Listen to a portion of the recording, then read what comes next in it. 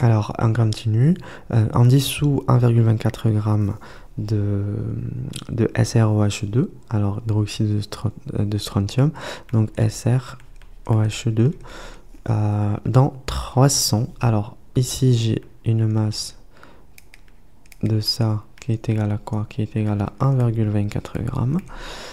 Ça, c'est ma première donnée. Ma deuxième donnée, c'est que le volume est égal à quoi? Est égal à 300 ml.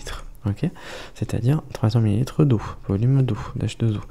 Donc, ce qu'on vient de faire, en fait, c'est une préparation d'une solution, par exemple.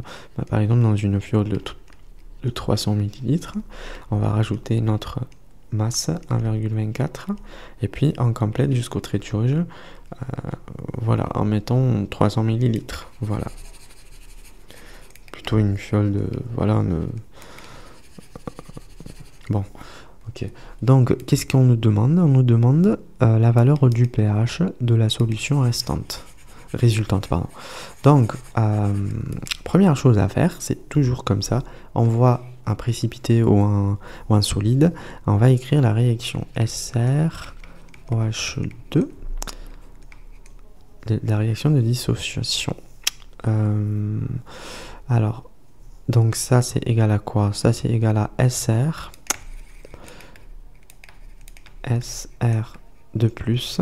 plus HO-. Par contre, il me faut... Alors, ici j'en ai un, parce que j'en ai un là. HO- j'en ai deux. Ok? Donc, voilà, il m'en faut deux. Ok. Maintenant, j'écris la relation entre ces trois-là. Donc, SrOH2, sa concentration sur le coefficient 1 est égale à SR2 plus, sa concentration sur le coefficient 1 également est égale à HO- sur 2, le coefficient. Donc, je peux dire que, voilà, ça, on s'en fout. Je peux dire directement que mon HO-, l'ion qui va me permettre de calculer le pH de ma solution, il est égal à quoi? Il est égal à 2 fois ça. Ok? Donc, on fait, voilà, 2 fois la concentration en SrOH2. J'aurais pu écrire à la place de SrOH2, SR2 plus. Ok? On vient de tout à l'heure que c'est la même chose. Il y en a un mol qui donne un mol, donc c'est la même. Ok? La même quantité. Voilà. Et maintenant, il faut faire quoi? Il faut calculer ce qu'on appelle HO-. Ok? Alors, pour calculer HO-, tout à l'heure, dans la vidéo précédente, on avait comme donnée le pH. Donc, à partir de la relation de pH, on calculait ça, HO-. Mais, cette fois-ci, on n'a pas de donnée. La seule donnée qu'on a, c'est la masse et le volume. Une fois que j'ai une masse et un volume, donc je peux calculer la quantité de matière. Une fois que je calcule la quantité de matière, donc je peux aussi calculer ce qu'on appelle la concentration. Okay? Alors, je sais que N est égal à quoi? Alors, comme il y a une relation entre HO- et SrOH2, donc je vais calculer la quantité de matière, plutôt la concentration de SrOH2, la concentration qui va être égale à quoi? Qui va être égale à... alors, je vais juste... C'est ça ce que je dois calculer, ok? Je connais la relation N est égal C fois V, la concentration fois le volume. Donc, alors, pardon. Donc, quoi? Donc, ici, je peux dire que la quantité, plutôt la concentration est égale à N sur V. Et donc, N sur V, c'est quoi? En fait, on sait que N, ça veut dire M sur M pour un solide, parce que là on parle plus de, ok, de solution. Pour l'instant, on parle d'un solide, pour l'instant, ok. Une fois on l'introduit dans l'eau, donc il y aura, on peut rajouter, en parler de volume, ok. Donc ça c'est N sur V, ok. Voilà. Donc M sur V, ça c'est la masse qui est égale à 1,24 grammes. Le volume, on nous avait dit que c'était 300 millilitres. Et là, il faut convertir, il faut multiplier par 10-3 pour passer à litre, ok? Grammes sur litre. Ok. Et là, la masse molaire de SR, en fait, est égale à 121,1, ok? Grammes par mol. Voilà.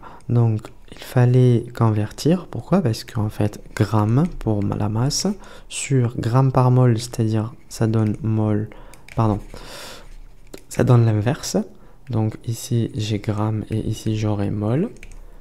Et tout ce qui est volume, c'est millilitres. Si je laisse en millilitres, c'est pas, ça donne la concentration en mol par millilitre, parce que le gramme il va avec le gramme. Mais moi je veux ça en litres. Ok, donc je multiplie par 10-3 pour passer au litre. Ok, voilà. Donc je fais une application numérique.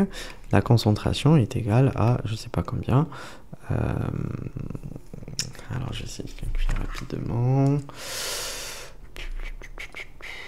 1,24 sur 0,3 fois 1 de 1,1.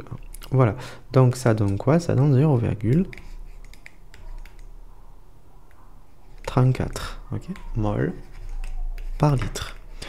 Voilà, ça c'est ma concentration. Concentration en quoi? En Na, pardon, en SR2, en SROH2. Ok, en SROH2. Qui est égal à quoi? Qui est égal, alors on revient là, SROH2 est égal à quoi?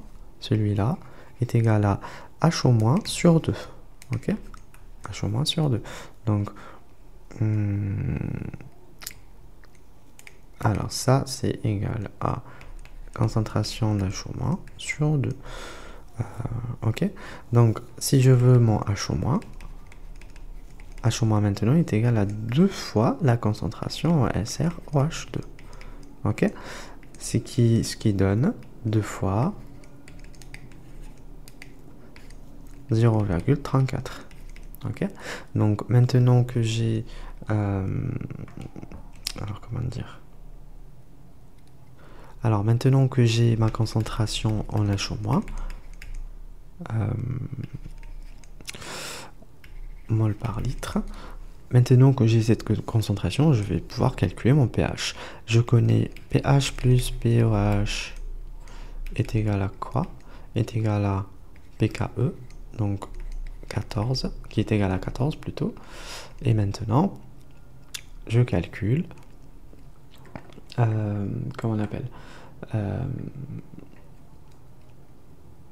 alors, il faut un truc...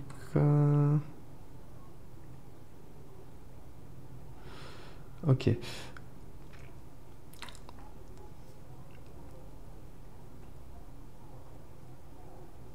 Ok, par exemple. Où est-ce que j'étais? Voilà. Donc, pour calculer mon pH, j'ai mon pH qui est... qui est égal à pKe, c'est-à-dire à 14 moins pOH. pOH est égal à quoi? 14 moins log, ça c'est pOH, ok? C'est moins log concentration H au moins. Donc moins avec le moins ça fait plus, et du coup H au moins sa concentration c'est celle-là. Je pense que je me suis trompé au niveau des calculs, mais on va voir ça.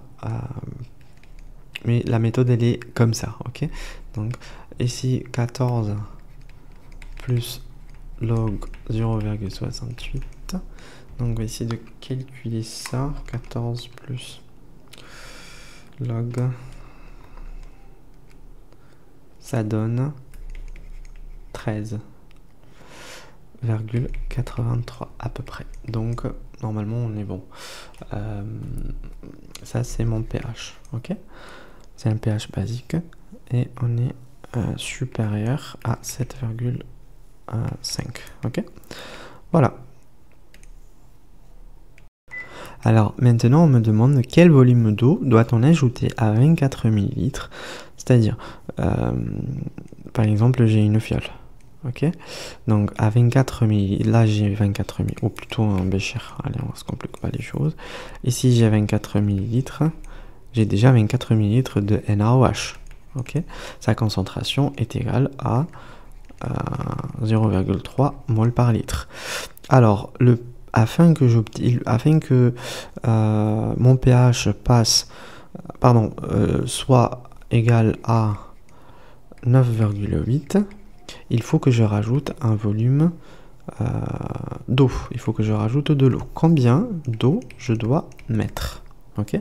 Alors, on aura besoin de pH. Donc, comment on fait? Déjà, la réaction qui va se passer, c'est une réaction en fait entre l'eau et HO-. Mais ça, en fait, ça n'a rien à voir avec ce qu'on va faire. Nous, ce qu'on veut, c'est le volume ajouté. Le volume qu'on a ajouté, ok? Donc, ça, le volume final est égal à quoi? Est égal au volume initial, c'est-à-dire les 24, plus le volume ajouté. Ok, donc le volume ajouté en H2O. Ok, voilà. Donc quand on ajoute de l'eau, c'est-à-dire on a fait une dilution. Ok, c'est-à-dire on a fait une dilution. Donc on essaye de calculer la quantité de matière. N est égal à quoi? À C fois V. Ok, donc est-ce qu'on connaît la concentration? Alors ici j'ai une concentration. Voilà, quantité de matière de ma soude. Et j'ai un volume qui est égal à 24. Donc, N est égal à quoi? Est égal à 0,3 fois 24 millilitres. Il faut convertir en litres. Donc, 10 moins 3 litres. Ok. Donc, ma quantité de matière de ma soude, HO-, est égale à quoi? Est égale à 7,2 10 moins 3 mol. Ok, voilà. Donc, ça c'est la première étape à faire. Donc, maintenant, ça c'est avant la dilution. Pardon. Ça c'est avant qu'on fasse une dilution. Avant la dilution. Avant d'ajouter un volume d'eau. On a une quantité de HO- qui est égale à ça. Après la dilution, c'est-à-dire après l'ajout, c'est-à-dire après avoir fait une dilution,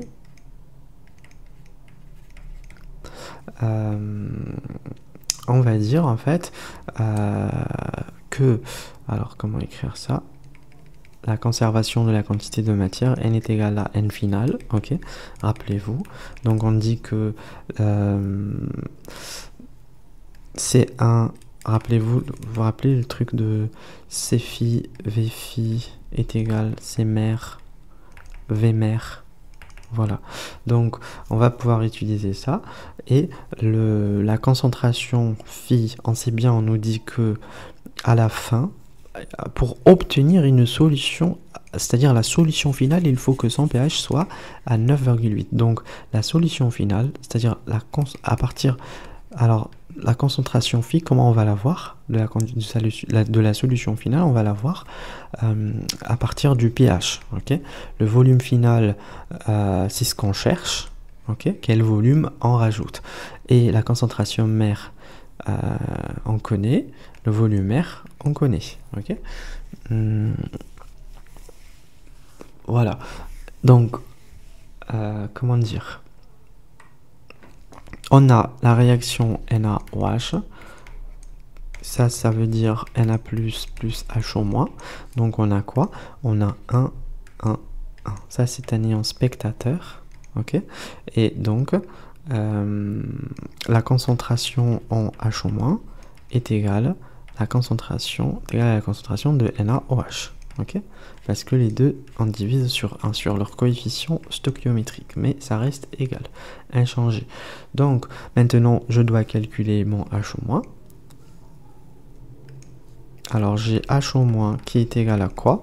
Qui est égal à 10 puissance moins POH, tant que je connais mon pH.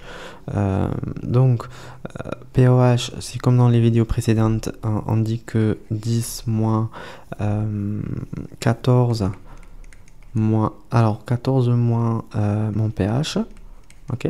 Ce qui est égal à quoi? 10 puissance moins 14 moins 9,8, ça c'est mon pH, donc ça donne quoi? 10 puissance moins 4,2, ok? Donc cette fois-ci, j'écris que ma concentration en H au moins est égale à alors 6,3, une application numérique, 10 moins 5 mol par litre. Ok, voilà, ça c'est la concentration en H au moins après la dilution. Après la dilution, c'est-à-dire comment j'ai su à pH égale à 9,8. Ok. Tout à l'heure, on avait calculé la concentration. On peut calculer la concentration ou bien la quantité de matière, mais ça, c'est avant la dilution. Ok, avant de rajouter de l'eau. Ici, on a rajouté un volume inconnu d'eau. C'est pour ça qu'on a parlé justement de concentration et pas de quantité de matière. On ne connaît toujours pas notre volume. Du coup, à partir du pH, on a pu calculer la concentration. Ok, malgré que le volume est inconnu. Donc, c'est ce qu'on cherche. Donc, mon volume final, à partir de la réaction... Maintenant, je connais la concentration. Ça, c'est quoi? Ça, c'est la concentration de la solution phi. Ok? Donc, comment dire? Maintenant que j'ai cette relation, je peux dire que le volume phi final, pardon, voilà au phi, est égal à quoi? C mer V mer sur CF. CF, c'est la concentration H au moins, phi final, après la dilution, dilution. Ça, c'est la concentration mer en H au moins, c'est-à-dire ce que j'avais au départ. Ok? Alors, la concentration mer, c'est celle-là. Soit je mets concentration mer fois volume, soit fois 24, soit je reviens à avoir ce que je viens de calculer ici, en fait. C fois V, ça donne N H au moins, ok? Donc, c'est ce que je viens de calculer là. Ou bien, je mets directement 0,3 pour le C, et pour le V, je mets 24, 10, moins 3, ok? Donc, là, j'aurai ça qui est égal à quoi? Qui est égal à 7,2 10 moins 3, ça c'est la quantité de matière, sur la concentration finale, on vient de dire que c'est égal à 6,3 10 moins 5, ok? Donc ça c'est égal à 1,14 10 plus 2 litres. C'est-à-dire il faut rajouter tout ça, ok? Ok. Ça c'est le volume d'H2O qu'il faut rajouter pour que mon pH soit égal à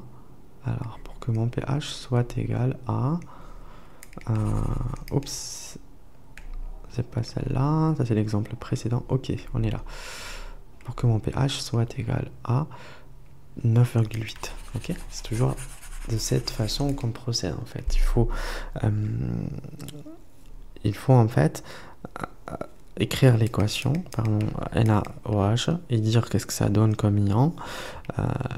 Puis il faut à partir du pH calculer la concentration H-, parce que H- il est égal à NaOH. Ok, donc à partir de lui on va pouvoir calculer la concentration et on fait une dilution, ok, la dilution en fait elle nous permet de calculer le volume final, ok,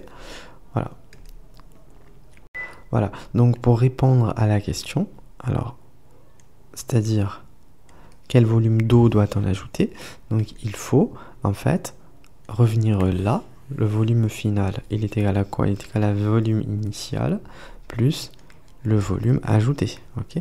Donc, si je veux mon volume ajouté, volume d'eau ajouté, je dis que, parce que en tout le volume final, pardon, ça c'est le volume final moins le volume initial, c'est-à-dire ici j'avais 24 d'NaOH, et j'ai 24 millilitres, et là j'avais quoi? Je viens d'avoir 114 plutôt, 114,08, ça c'est exactement 1,14, ok? 10 moins 2, 10 plus 2. Donc 114,8 moins 20, alors moins 24 c'est quoi? En litres, moins 0,024 litres, ok, ça c'est litres aussi, donc ça va donner 114,08 litres. Voilà, pour être exact, ok? Et voilà pour cet exercice. Alors maintenant, le pH d'une solution de C3H7NH2. Alors C3H7NH2. Alors NH2. Voilà, ça c'est ma molécule. Donc C3NH7NH2, H7NH2 est égal. Alors, le pH est égal à 11,86. On sait bien que ça c'est une base. Il y a le doublé non-liant sur l'atome de l'azote. Donc la concentration est égale à 0,1. Donc la concentration, je vais écrire acide faible, ok? Pardon, base faible, B. Donc ça c'est égal à 0,1 molaire. Donc calculer quelles sont les valeurs du pKb et du Kb et du pKb de la propylamine. Donc alors en réaction, la première chose à faire en fait c'est d'écrire la réaction avec l'eau, ok, avec l'eau, avec H2O. Donc on va venir, ça en tant que base, on va venir arracher un proton, donc on va former ça avec NH, un troisième H, cette fois-ci une charge positive. Donc N, c'est-à-dire NH3 maintenant, plus H, alors H au moins, ok. On sait bien que la base, elle se dissocie pour former H au moins. L'acide forme H3O+, ok. Voilà. Donc ce qui m'intéresse, c'est une molécule de ça, un mol plutôt, donne un mol de H au moins. C'est ça qui m'intéresse, ok. Donc, ok, on calcule maintenant.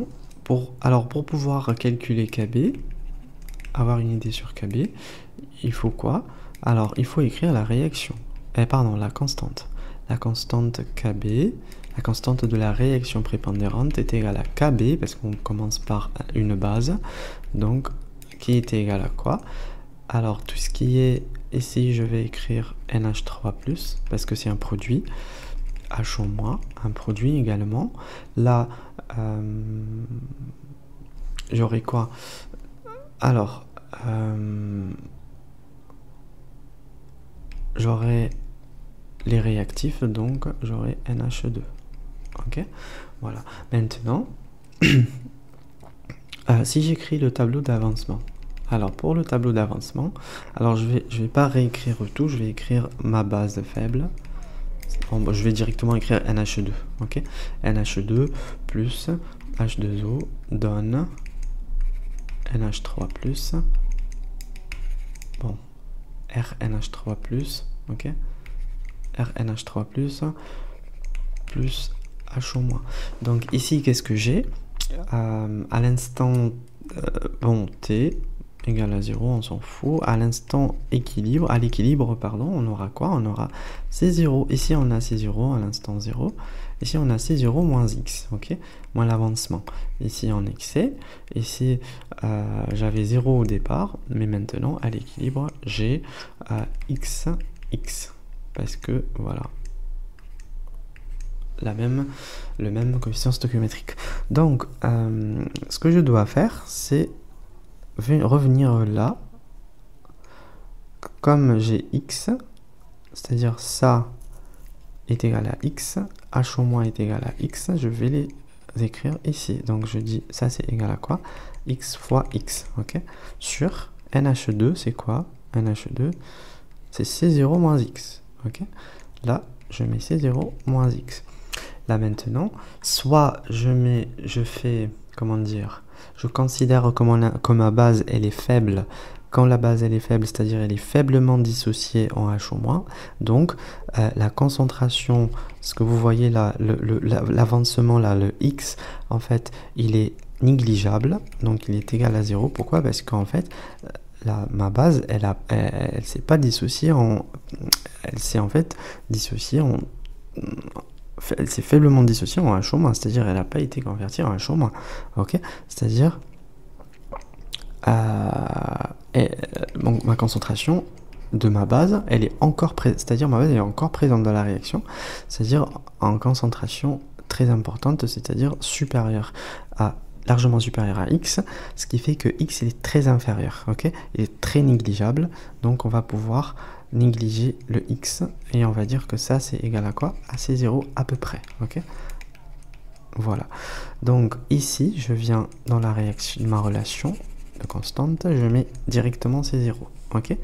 Et X fois X, ça donne quoi? Ça donne X au carré, ok? Donc ici, qu'est-ce que je fais?